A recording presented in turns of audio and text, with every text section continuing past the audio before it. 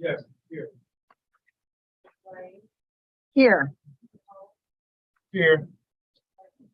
Here. Present. Present. Mary Oswald, if you would know, has been excused from today's meeting. May I have a motion to approve the agenda? So moved. May I have a second? Second.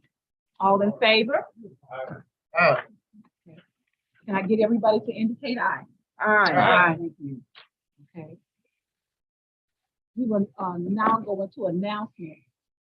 I wanted to let everyone know that I think that we should go back into open meetings with so many people here. Have an in-person meeting with staff and whatever. Glad to see everybody here tonight.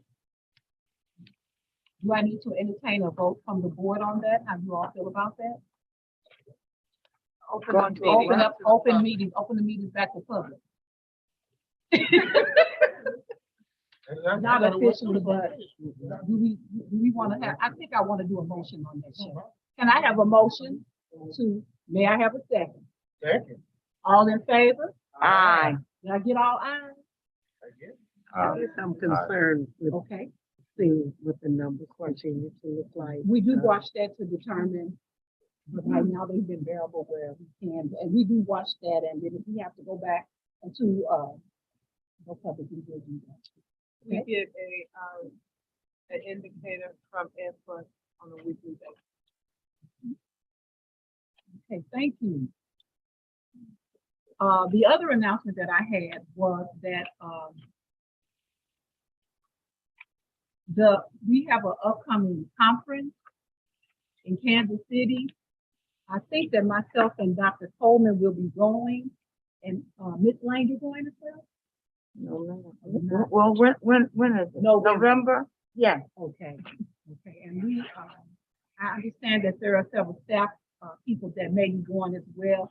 And one of the things that was said to me while I was at the Governing Council meeting was that they really are excited to see, and I didn't take it as an insult, but they're really excited to see Riverview Gardens looking like we just really want to come back and be a part of things the way we used to. So I just wanted to share that and thank those of you all that are going to be attending that conference in November. So I just wanted to share that people are taking notice to the changes that are going in Riverview. They don't know what's going on with us, but they know something is going on. It's a new year. It's a new view. So I just wanted to share that with everyone. Are there any other announcements?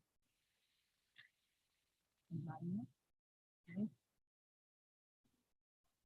Another announcement? When it's my time. Okay. It's, you get to do the guidelines. Okay. Oh, Cheryl, are there any people that have signed to come before the board? Okay. In this case time, we will go to Ishmael, Riverview Excellence.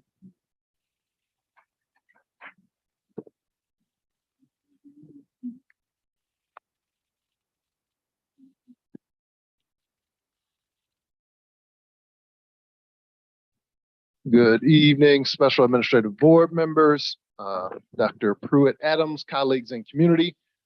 For tonight, we are going to be recognizing two Riverview High School scholars. First, we will honor Precious Berry, a scholar at Riverview Gardens High School, and then next we will go to Miss Destiny Wallace. Miss Berry, would you like to come up?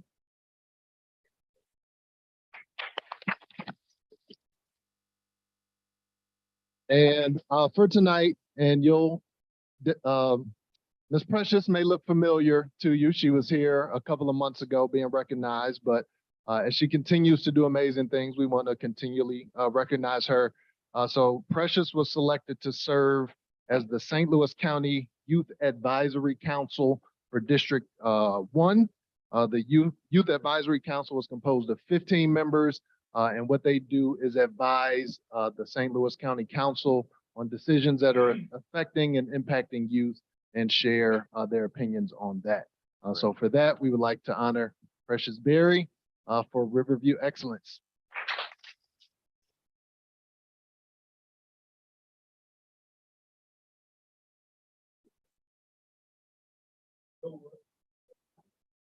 Neighbor.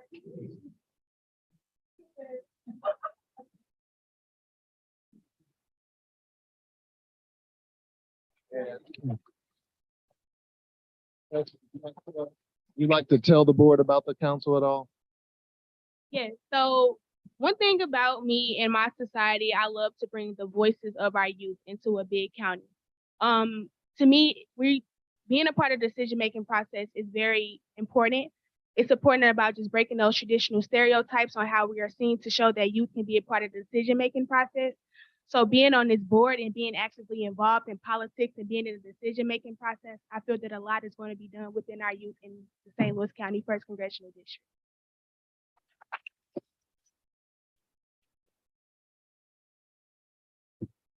And then next we have Miss Destiny Wallace. Would you like to come up, Destiny?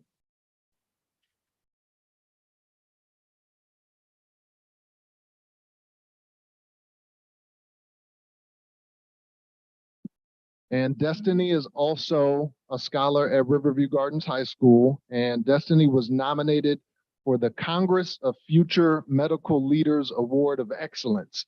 She was nominated for the Outstanding Academic Achievement, Leadership Potential, and Determination to Serve Humanity in the Field of Medicine.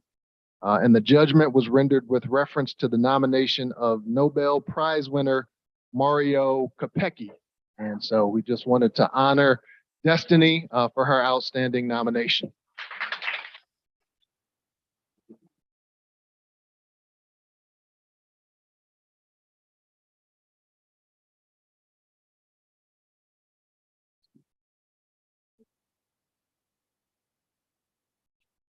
All right, now we're gonna see. It's Destiny, would you like to say something? I know Destiny can be shy. Would you like to talk? She said, no, that's all right. That's all right. Give her a hand anyway. And that's all I have for Riverview Excellence, but you can see we have young people that are doing amazing things. And so it's good to honor them. I wanted to ask very quickly, are any of your family members here? Are any family members here?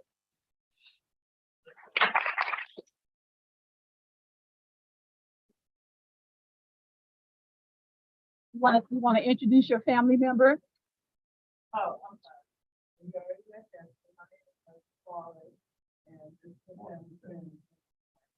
Okay. We know you're very proud.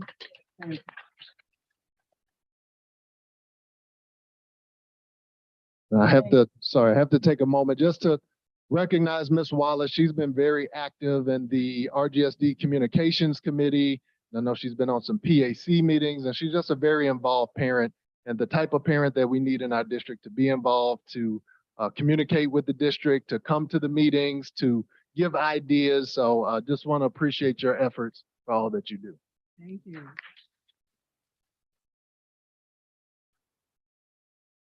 At this time, we will move to item 6 on the agenda, the superintendent's report.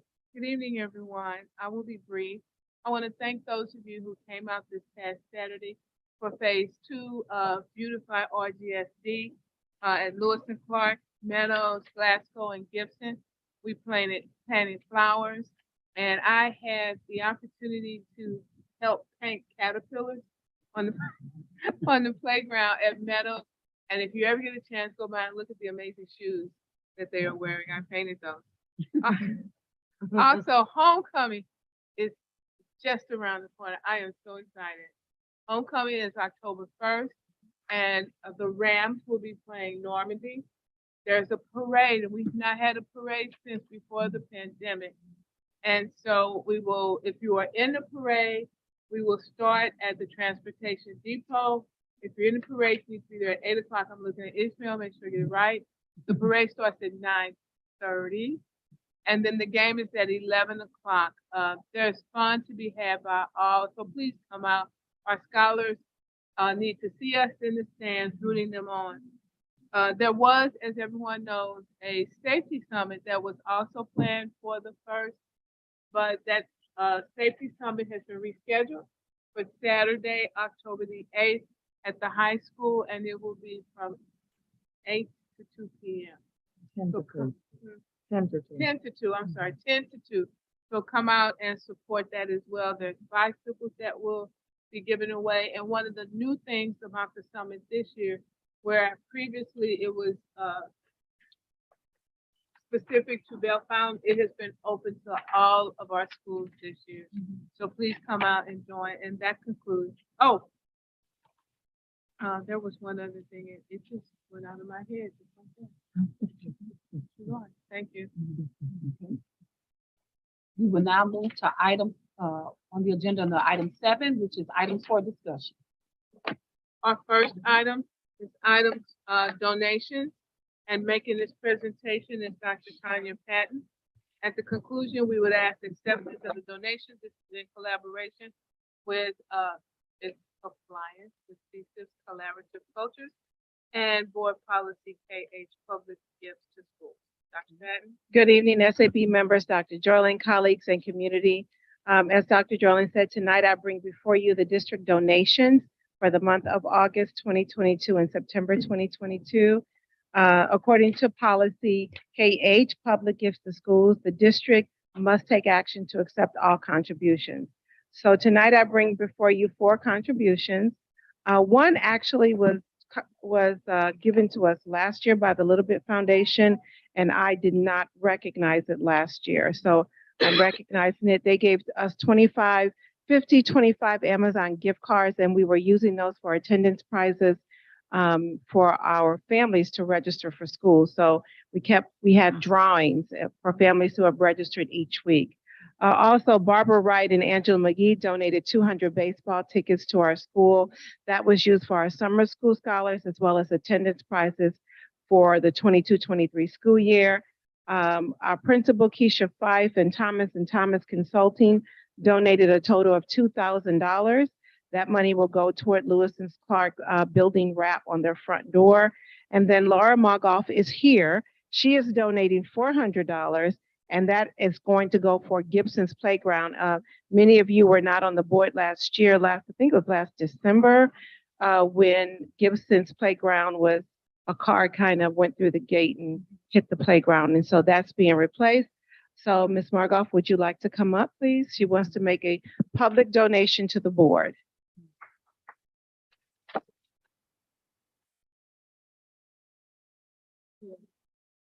Good evening. I just want to thank Y98 Advantage Credit Union. I have gotten this money as a prize for being nominated by one of my scholars' parents and a fellow colleague for assisting the scholar when he had a medical seizure, which we were not aware that he was prone to.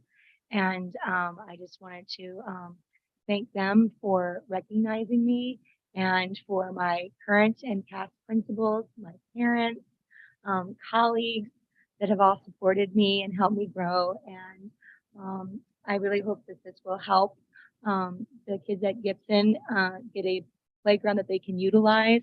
Because the gentleman that took out the playground, he had a heart attack while he was taking a curve to go down the road, and he missed it and had a heart attack, and he went down the embankment, through the parking lot, through the fence, hit the foam padding, went airborne. The slide went through his windshield, and they landed sideways on the other end. And luckily, his wife and 4-year-old that were also in the car were all okay.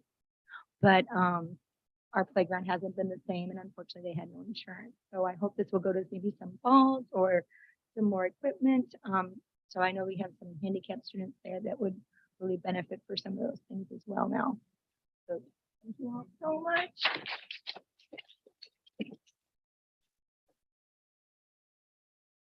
And I do want to say that Ms. Markoff could have kept the money, but she did reach out to our school district and wanting to donate it to the playground. So we thank you for that. Thank you. Is that the parent? Ms. Margoff, is that the parent? And the parent who nominated you, she didn't.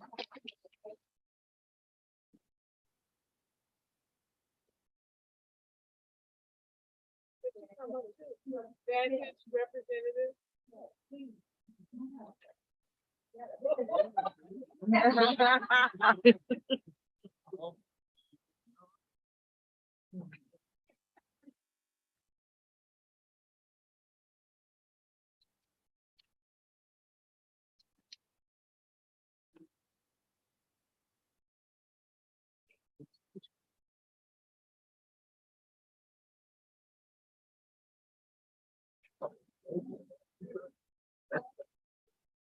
Dr. Pat?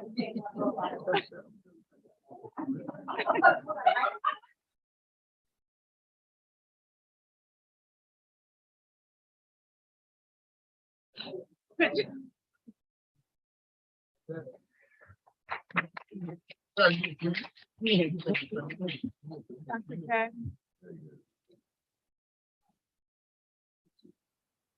That concludes my presentation. Thank you.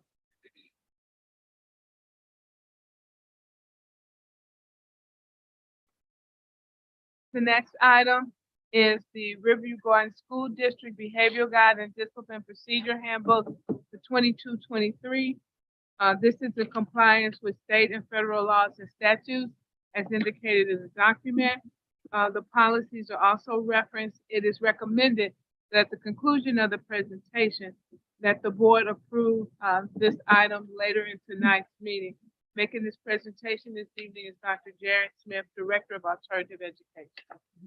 Good evening, Special Administrative Board, Dr. Pruitt-Adams, colleagues, and community.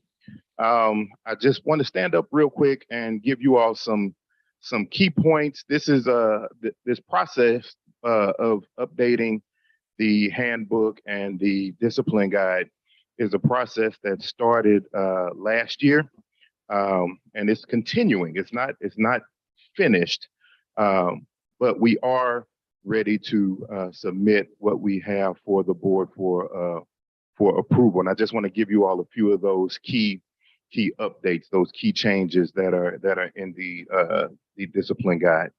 So one of the key points is we're focusing more on restorative discipline as we as a district move more towards a restorative approach to intervening and helping our students become more successful. Our policy and our discipline guide has to also reflect that. The example that you see on this particular slide was we included some proactive interventions that can be done before students even get to the point of needing discipline. We've included some proactive measures that can be taken by teachers and administration.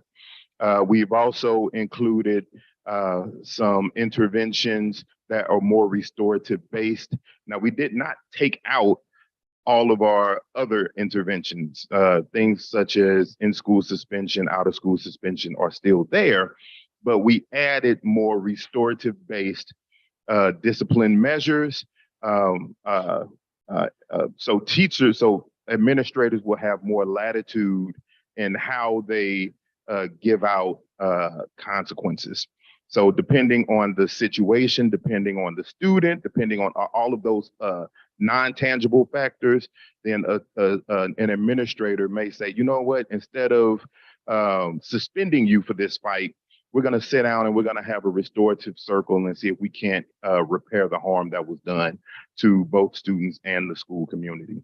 So we included those things in there as well. We also added links to board policy where applicable. So the vast majority of our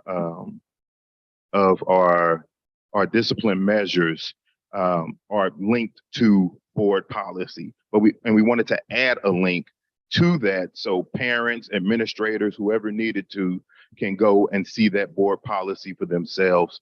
And we also created a chart on one of the pages where they can go to board policy as well for student discipline, punishments, detentions, all of those things. They can go straight to the board policy and see those policies for themselves. So in our old handbook, basically for an offense, it gave a minimum and it gave a maximum, and there was like nothing in between. And what we found was that sometimes teachers and administrators would go straight to the maximum or just do the minimum. But there are a myriad of things that they can do in between. And so instead of just having the minimum and the maximum consequences, we did a cascading flow of interventions. So now there are multiple interventions that administrators can pick from, as opposed to just seeing the minimum and just seeing the maximum.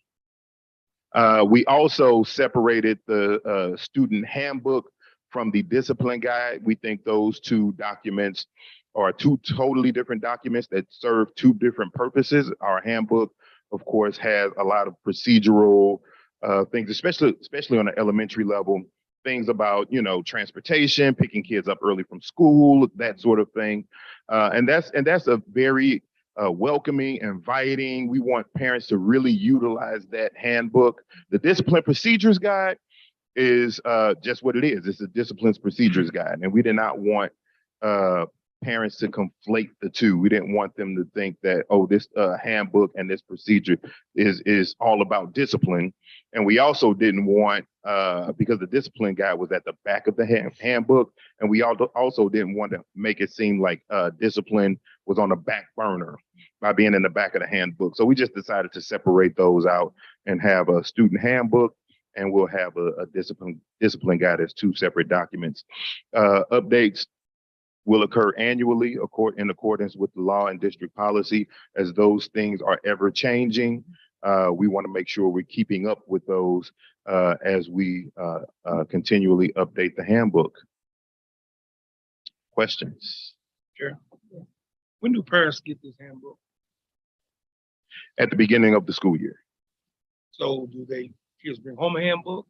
So right now, the handbook is online. Is on the website. It's on the school's websites as well. We haven't done a hard copy handbook since the pandemic, basically.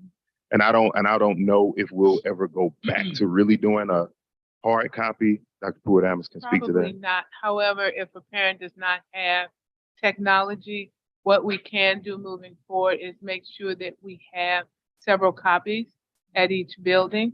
That way, if the principal needs to make a reference when the parent is there, they can. But if there's a parent that does not have technology, there's one that we can give them. Is the handbook in the student portal? Are you using K-12, and is it in the student portal? It is not in the student portal. It's on the RGSD website, and it's on the individual schools' websites. I was thinking if it was on the student portal, since students have the Chromebooks and iPad with them, and they can access it and open it and share that information with their parents. Yes, ma'am.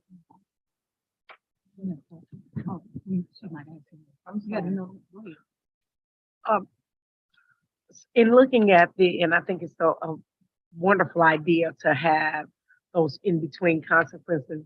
So in looking at that cascade of consequences, am I to understand that the level of discipline that the student receives is based upon his or her maybe prior incidents? And if this is a first time occurrence, then certainly the consequence would be of lighter affliction, rather than someone who is, I don't want to use frequent flyer, someone who has had multiple discipline infractions. Is it safe to assume that that would probably cause them to receive a progressive? Okay. Yeah, that was one of the reasons for that cascade of consequences. Recidivism and all of those things are taken into account because, of course, the administrators know their students. They know the situation at a much more detailed level than anybody else. So they should have the latitude to be able to give a variety of consequences based on the situation. How do you ensure that the parents have actually read and understand this book? So when parents register their students, one of the questions that is asked is if they received and read the handbook and discipline guide, and they check yes or no. It's similar to the old way when you used to have to tear out the page, have your parents sign it, and bring the paper back to the teacher. Same principle. Just a comment then going back to Dr. Coleman's question. When the parents register, they register in the portal, right? The parent portal. So are they, if they can't now, we should probably have it in the parent portal so they don't have to come click out and go to the website and then click back into the parent portal. Right. Yeah, we'll definitely make that happen. Go ahead. Regarding your restorative center, have you identified individuals that will be the main people to run it, or will you have a myriad of people who will sit down and do the restorative with the scholars, or have you picked out individuals that will do their job permanently so that we have some consistency in how it's being ran? Because I also work at an establishment that uses the same thing, and so it's good to know if we're going to have somebody that's really going to be engaged and really go through the questions to make sure that the students really understand, opposed to having someone who's just reading them off, giving the answer, and moving forward. We definitely have point people. Dr. Patton can speak more to that. So Mr. Holt, we brought in Talking Peace and Mr. Eric Butler, and we spent the summer as well as the beginning of this year training our restorative, we call them social emotional interventionists. We have them at both of our middle schools and our high school. So we have 3 classrooms at each of those levels.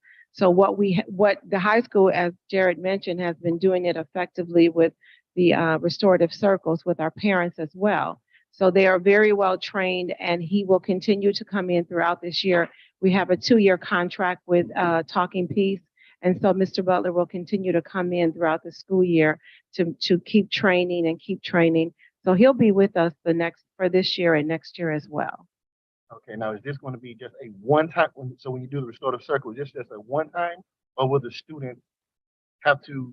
Is there any further consequence after this, or they're just going to do the restorative circle and be sent back to? No, so it may be, it could be done various ways. So let's say they do something that would have gotten them maybe a 5-day suspension. Maybe we do a 3-day suspension and we participate in the restorative circle. So they could be there in lieu of all of the days of suspension.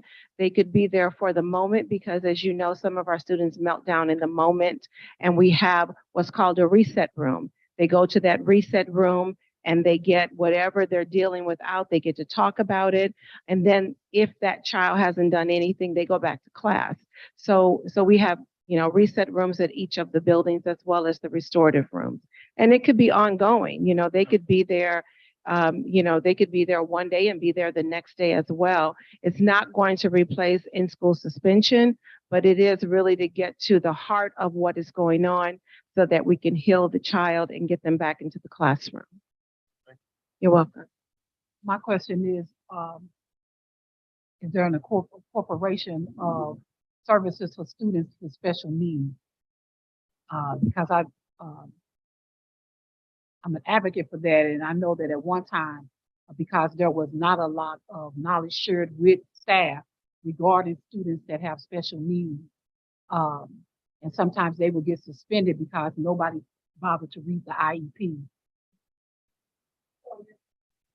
Ms. Morrell, anytime a student there's some kind of infraction or a referral, we always get our SSG staff involved in it. I've reviewed a few of the referrals, and the IEPs were always attached to it. So that's always a part of the decision making, as well as, what is the disability? Because did it cause the infraction?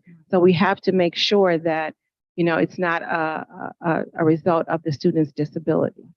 And I do want to add that Dr. Chad Lent was a part, and he's our special education director through Special School District. He was critical in the development of the discipline procedure. Okay, thank you. And there's a whole section in the back that's about the Might I add that as part of this restorative process, especially when students are returning from an out-of-school suspension, whether it's 2 days or 3 days or whatever, that the parent be made a part of that plan in bringing back. So often I can remember parents just pulling up, dropping them off, and they went, they need to come in and parents be a part of that meeting and meet so that there's a plan in place. And if there was an infraction that involved a educator, then that educator should also be a part of that restorative meeting when that child returns, so that we have a plan in place, so that there's a restorative to bring that child back into the classroom to try to restore that relationship and to make it a seamless healing, so that we don't just toss the kid back in the room and there's nothing said to the teacher, nothing said to the kid. And so we need to heal those pieces so that they work together. So Dr. Coleman, that is part of the plan. So once a student returns, there is a return meeting. They don't go back to the classroom until they've had that return meeting. That includes the parent, the teacher, or the student, whatever it was. There is a restorative circle done once the student returns. That's all. And one of the things that I can also speak to that, that's happening. We've had some parents who got a little bit frustrated because we had them come back because they dropped off their scholar and kept going, and it was called, nope, you need to come back. Just one more comment. And I know we have some students that what's the word that you use? Not heavy hitters, but are more challenging. Soaring eagles. We call them soaring Yeah, eagles. soaring eagles, yes. Maybe having a check-in, check-out in the morning, just have somebody, because a lot of times you can gauge how the day's going to go by when they come in. So if you have somebody just to check in with that student, hey, how's your day going? At the end of the day, have that same individual. That way, at least they have somebody that checking in on them to kind of give a heads up. Hey, we may have a such and such day with this individual, and that way we can kind of maybe get ahead of the behavior instead of waiting till it occurs. And now we're trying to backtrack. So maybe a check-in and check-out individual with those people would be helpful. That's actually one of the interventions that's listed in the handbook. One of those proactive interventions is a check-in, check-out system. Creating classroom norms together, doing classroom circles, which just you just do temperature checks, with your students. All those things are in the handbook. Yep. Thank you. Thank you.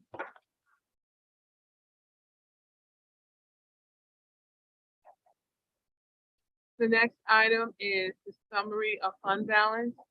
Making this presentation is Dr. Levon Singleton, Chief Financial Officer, and his presentation is in compliance with policy DIAA fund balance. All right, thank you. Good evening, Special Administrative Board, Dr. Pruitt Adams, community and colleagues. Tonight, I will present the summary of fund balance report for the 2 months ending August 31st, 2022. July 1st started a new fiscal year. So the monies that we will see, or the balances that we will see, are only for the months of July and August. So the second page of this report shows the summary of the fund balances. So again, you see the general fund, the teachers fund, debt service, capital project, food service, and also student activities. So our funds start at about $25 million, and that is the ending balance as of June 30th, and that's where we start July 1st. Year-to-date revenues, these are monies that we've received in the months of July and August. So we see about $13 million coming in, about $9 million going out, which gives us an ending fund balance of about $29 million at this point in time. The next page talks about the grant expenditures.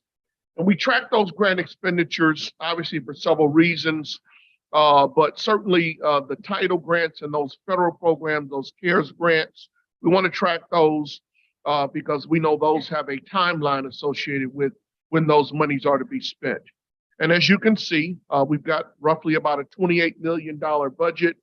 The revised budget shows about $31 million. So if there's some additional changes that came in, it's shown in the revised column. The encumbrances are about $6.5 million. We've actually spent about $2 million in grant expenditures, leaving us with about $23 million through the end of August. The next page shows the grant revenues. Again, just like the expenditures, we try to show the revenues. So $33 million originally, revisions show about $36 million. We've received about $6 million in receipts. And so we've got a long way to go. We've got about $30 more million to collect. And we will do all of that prior to June 30th of next year. Also, on the revenue side, the next page shows basically we break the revenues out by fund. So the district has one account, but when the funds come in, we have to group them according to the fund that they're associated with. So there are general fund revenues. That's that first block of information. The second block shows the teacher fund, the debt services, capital projects fund, and food services as well. Again, after 2 months in, it's not a whole lot of activity, but our fund balances are showing to be pretty solid at this point in time. If you look down at the bottom, $89 million, about 93 worth of revisions. We have actually brought in roughly $13 million in all of the funds, and we've still got roughly 79 million, almost 80 million more to collect. The next page shows the expenditures. Again, same way, expenditures by fund. General funds are the least restrictive funds. There are salaries and benefits and also other things associated with the general fund. We know that the teachers fund is for teachers only. And so the debt services can only pay your long and short-term debt, your bonds. Capital projects or any purchases over $1,000. Obviously, food service has to stay within those parameters. And as you can see at the bottom of page 5, you see roughly about $88 million, a revised budget of $92 million. We have actually spent about $9 million so far, 11 million encumbered, and roughly $71 million to go. So again, long way to go, just 2 months into the fiscal year. The last couple pages, page 6 shows the revenues year over year. This is always a good comparison because you want to know where were you this time last year and the year prior to. And so if we start from the right going backwards, in 2020, in the general fund around this time, we were operating with about $3 million in revenues. In 2021, about $2.5 million in revenues. But if you look at this year, 2022, we have about $6 million in general fund revenues that we have identified. Obviously, the majority of that being our ESSER funds, those federal programs. So you see the line that says federal. That is why there are significant differences. And again, you will see that all of our revenue line items under 2022 show a significant impact over previous years. So again, at the bottom, we've got $13 million in 2022. In 2021, we were roughly at $7 million. And then 2020, we had about $6.6 million. The last page of here shows the expenditures. Again, those were the revenues. Now here we're talking about expenditures. What have we spent so far? And so from 2020 moving forward, 2.8 million, 2021, the same, roughly 2.8 million. In 2022, we spent about $4 million in general fund expenditures.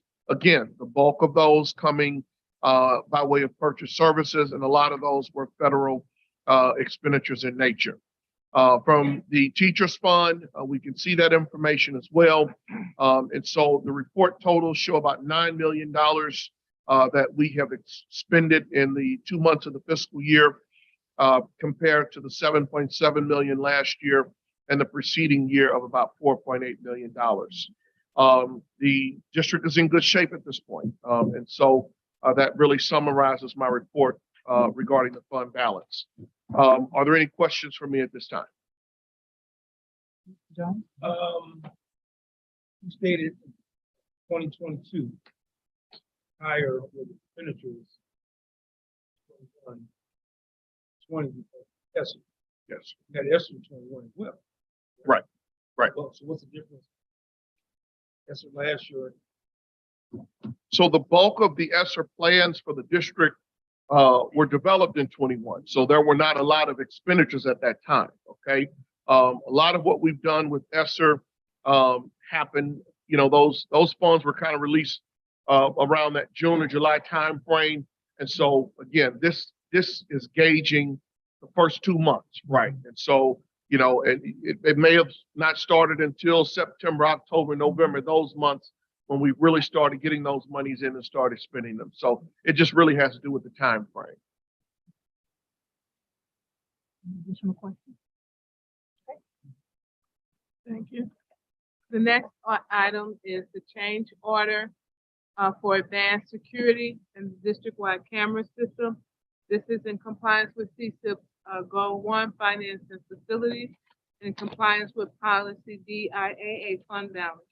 At the conclusion of the presentation, it is asked that the board approve the addition made by the change order in the tune of $20,507.96. Dr. Singleton. All right, good evening again. Ms. Green is out today, so I'm going to present her agenda item in her place.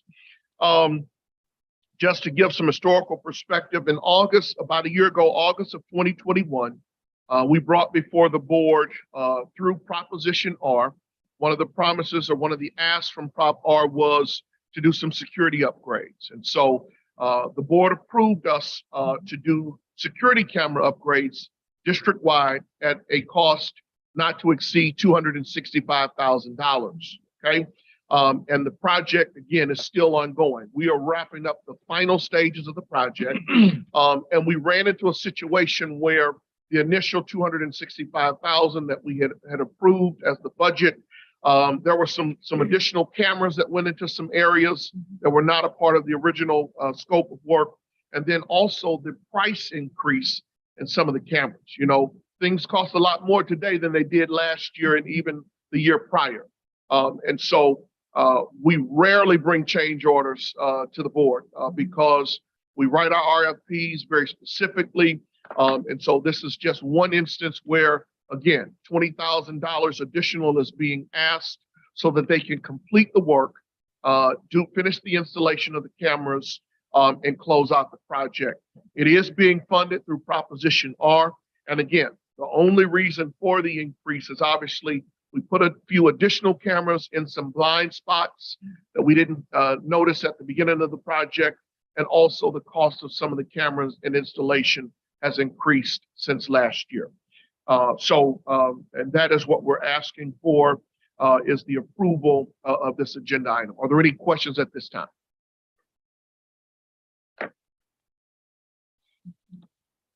Thank you.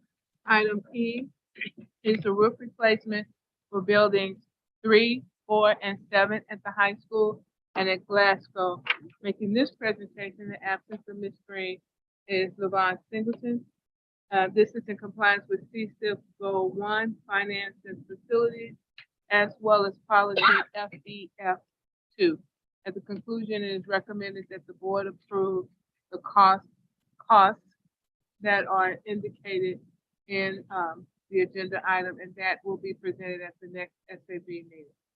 All right. Thanks again, Dr. Pruitt-Adams. All right. One of the main uses of the ESSER funds for this school district was to do a lot of rooftop replacements. We've mentioned to the board on several occasions, obviously a lot of our school buildings, our roofs are aged, okay? They are old. We've got roofs that have been in place 20, 30 years or more, okay? And one of the allowable uses of ESSER allows us to replace those rooftops, to improve air quality and those kinds of things. And so this agenda item speaks specifically to the roof replacements on buildings 3, 4, and 7 at the high school, and also Glasgow. Okay, so we're talking about a total. We put an RFP package together. There were several bidders here. And in this instance, there was a committee that was put together to review and evaluate the bids based on certain specifications. And we would like to recommend Shea Roofing receive the contract to replace the roof at the high school buildings 3 and 4, and also building 7. Buildings 3 and 4, those roofs came in at a cost of about $1.6 million. A lot of money, very expensive. Building 7 came in at a cost of $349,000, and also the roof on Glasgow came in at about $171,000. Okay. The total of those roof replacements are about $2.1 million. These are being funded through ESSER dollars. Okay, so we pay the costs and then we get reimbursed as part of our allowable costs. So the recommendation again is to discuss it and approve it at the next meeting. Are there any questions about the roof replacements? I have a question. So do we monitor, when these roofs are replaced, do we monitor the life expectancy of that roof? Yes, ma'am. Some So type of way or another? sure. So we have a roofing consultant in the school district, and their job is to give us a report on the conditions of all of our roofs. And I believe they go out and do a couple of inspections a year just to make sure that we're on top of what's been out there. So when these roofs are replaced, obviously these will go to the bottom of the list because they're new roofs. And so some other roofs that are in more dire need of replacement will be at the top of the list. But these are on the spectrum, if you will, of our roofing consultant, and they do give us regular reports on the conditions of all of our roofs. What is the warranty that they are saying that for these roofs here now? I don't have that information Okay. directly in front of me, But there but is let me get that But there is a information to warranty, you. I'm Oh, sure. absolutely. Okay, Yes, not a ma'am. problem. Yes, ma'am. They have to give us, you know, they warranty their work, and certainly the material that goes into replacing the roof, that has to be warranted. And so I will try to get that information out to the SAB before the week is over. Okay, thank you. They are, if I could add to that, Dr. Singleton and I met with the roofing consultant maybe 3 weeks ago. Yeah.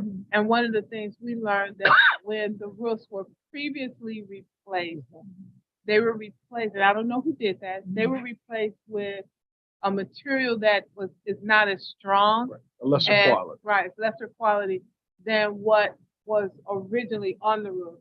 And that the original roofs were a better quality, a lot thicker. And so as they are now replacing roofs, they're replacing it with the Better thicker quality. quality so that we won't have some of the issues we have, because it's not all wear and tear. Right. There's a lot of things that happen that puncture our roofs on a regular Yeah. basis. Yes, got a lot of activity in the school district that causes damages to our roofs. Yes. So, I'm looking at the pop art marketing that the district, disseminated in Yes. 2018. And I'm looking at the years of these buildings. Okay.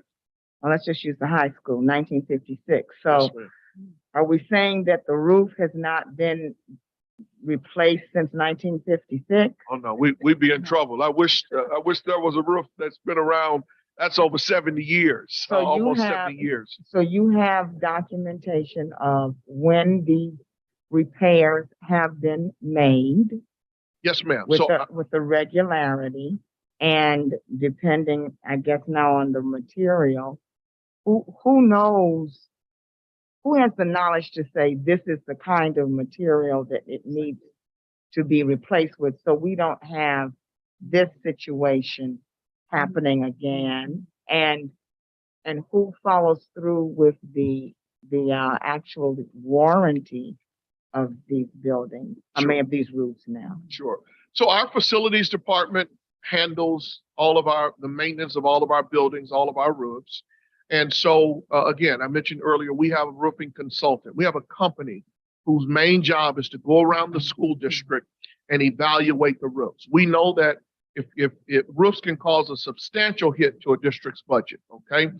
These are just 4 roofs that we're replacing, and we're talking about spending over $2 million already. So again, if we didn't have the use of ESSER funds, this would be something that we would have to piecemeal, and maybe not be able to do as much because of those funds. So to answer your question, we do have a roofing consultant. Our facilities team is very skilled and knowledgeable.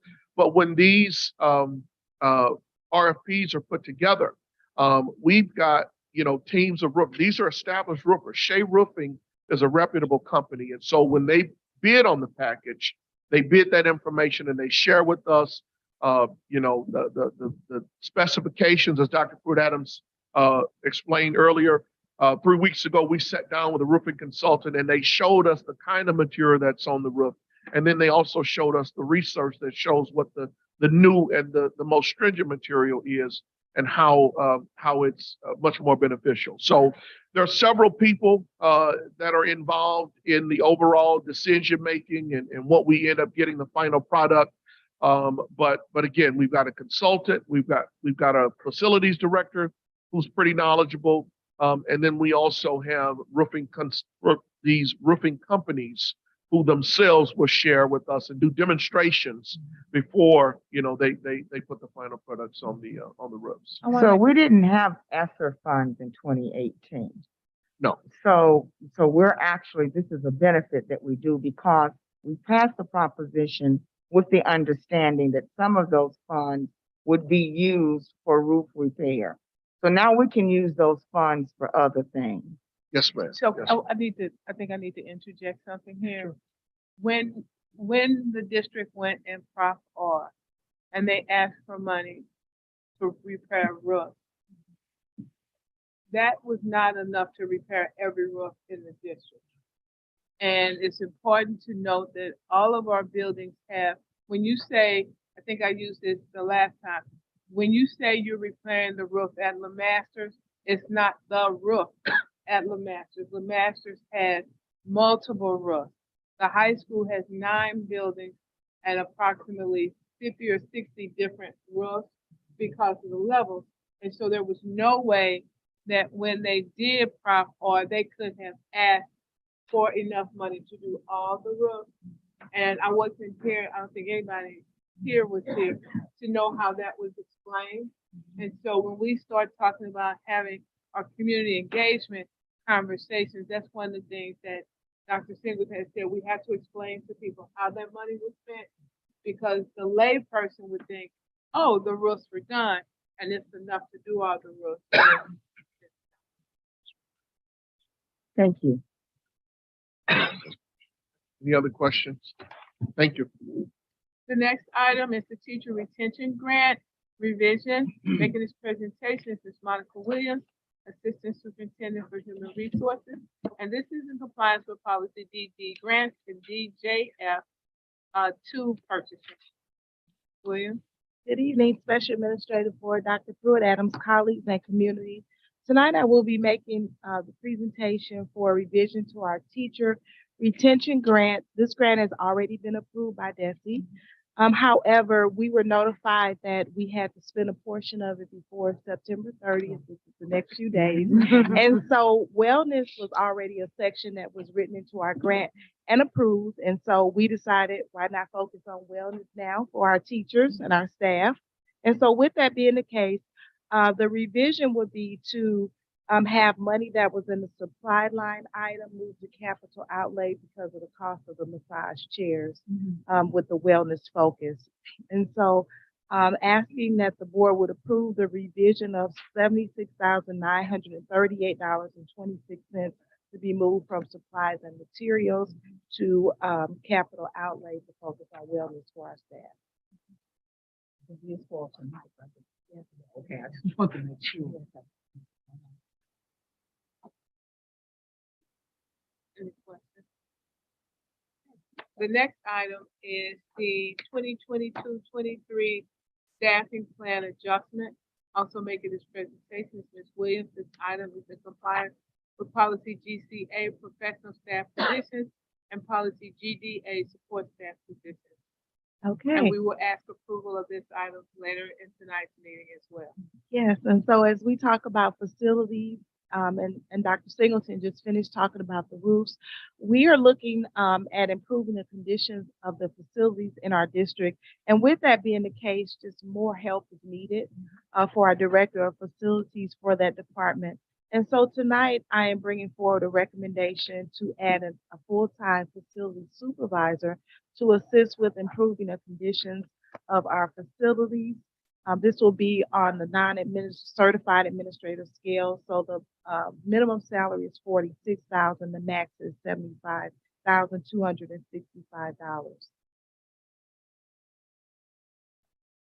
Are there any questions?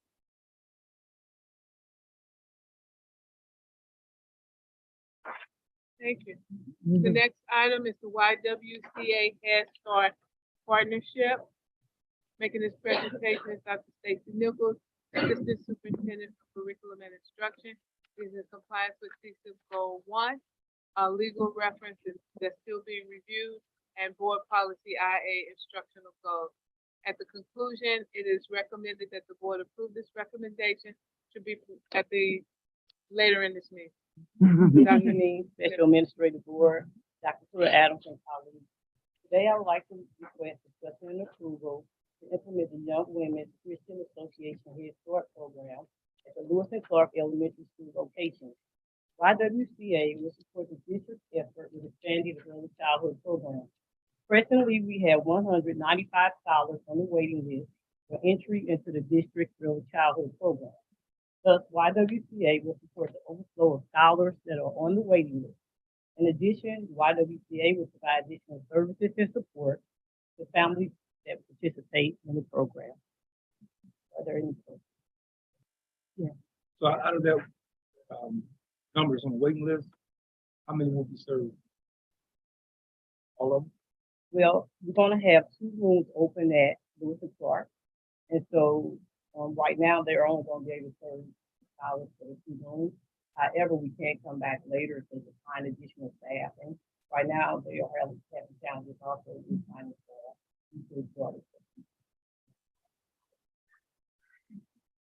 So approximately how many scholars would there be? 2 classrooms, approximately how many scholars? They can have no more than 15 to 20 students in the class. So the max 40. Yes. Are there any other questions? I'm just glad that they are coming to help. The next item then is extracurricular and co-curricular programs. This item is also being presented by Dr. Nichols, and we would ask that at the conclusion, the recommendation is to approve this item later in tonight's meeting. Dr. Nichols. At this time, I would like to request discussion and approval to implement the extracurricular and co-curricular programs for the school year. In addition, on behalf of the district employees, the Riverview Gardens National Education Association has recommended a stipend increase for all activities. Thus, the activity document is reflective of the recommended stipend increase for activities that are listed on the document. The recommended increases will be supported via the district's general operating budget. Also, please be advised that there has not been a stipend increase since 2010 for the program. Are there any questions? Just an observation, if we don't, the clubs that we do, use, if they can be, darkened, so we'll know what's being used and what is not necessarily being utilized. Yes, ma'am. That would be helpful. We could definitely do that. Thank you. Are there any other questions? Okay, thank you. The next item falls under professional development for the Read 180 and Math 180 purchase agreement. Making this presentation is Ms. Barbara Sharp. She has a very long title right now. Professional Development Coordinator / Executive Director, Continuous Improvement / Title 1 Coordinator. And this item is in compliance with CSIP's Goal 1 and Goal 2 and Board Policy IA. Thank you very much. Good evening to the Special Administrative Board, Superintendent Pruitt Adams, colleagues, and community. I am presenting for discussion professional development for Read 180 and Math 180 purchase agreement.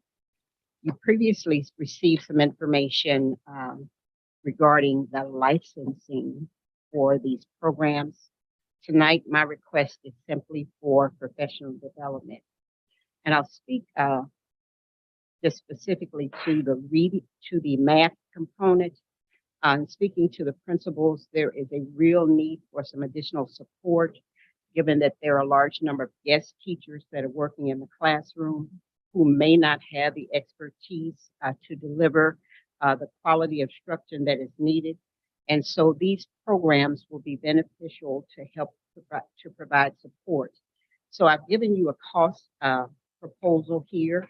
And so you see there are 8 opportunities for online coaching sessions for Read 180.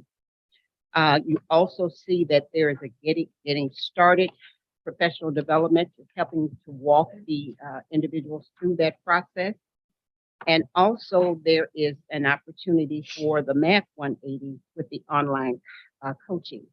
So these opportunities will come at a cost of $13,200. So I'll take any questions that you may have at this time.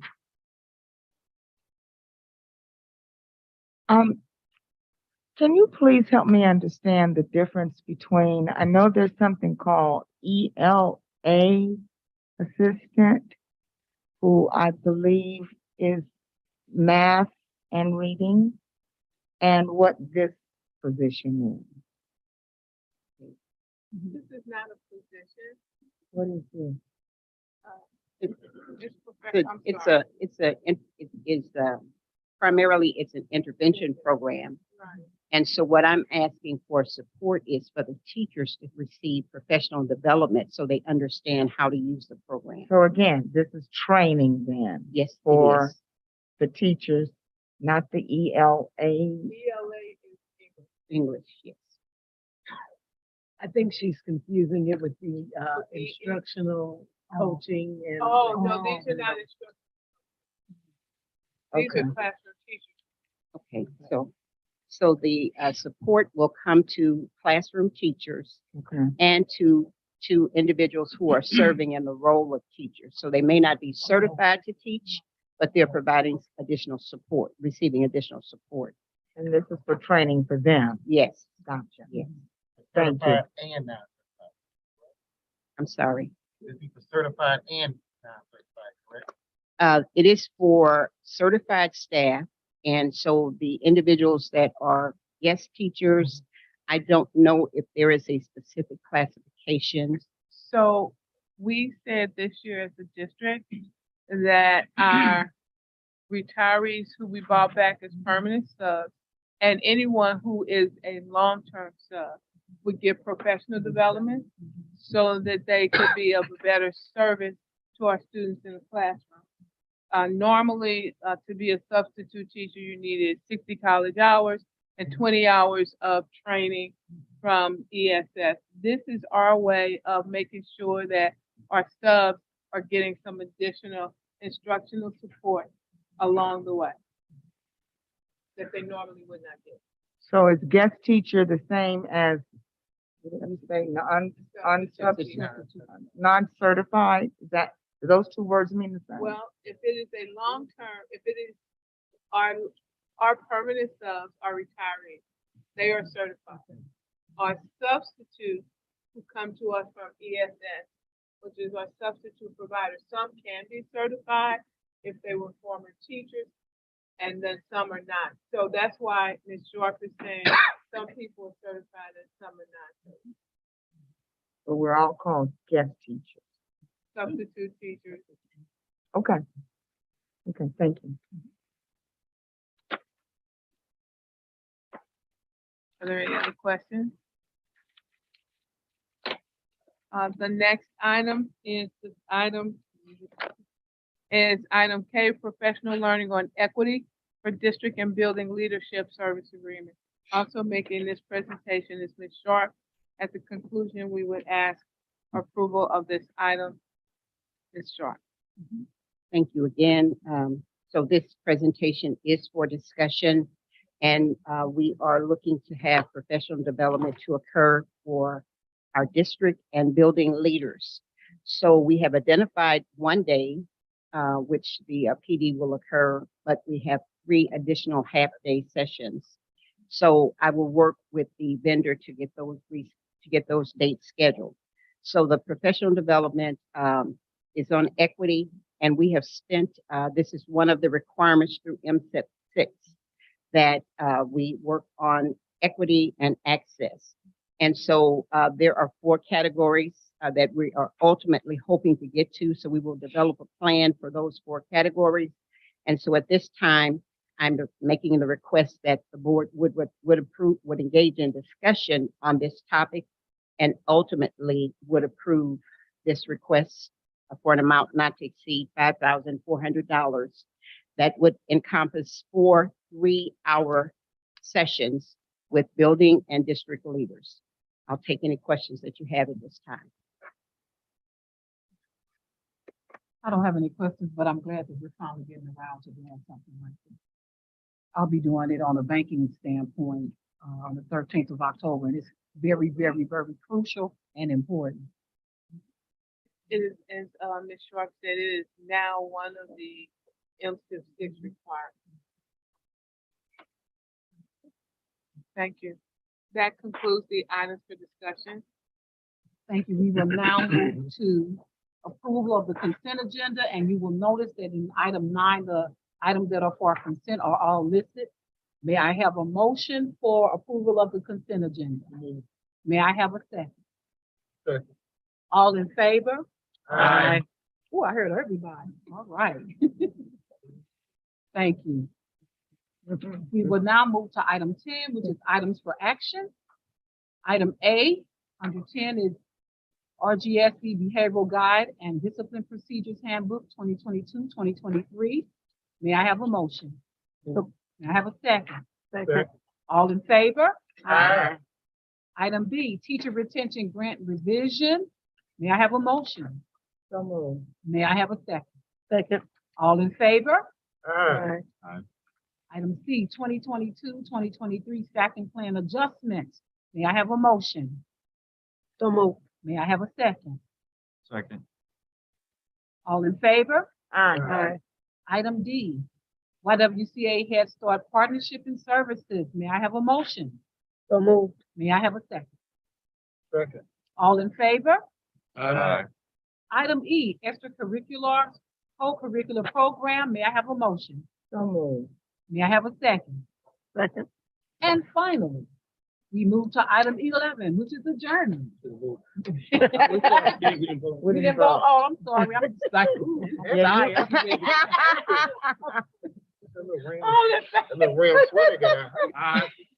All in favor? Aye. We will now move to item 11, which is adjournment. May I have a motion? So moved. May I have a second? Second. I think we should stay a little while now. All in favor? Aye. We are adjourned. Everybody have a great evening. Thank So, you. and second, that's your stuff. Thank you. Let it see one.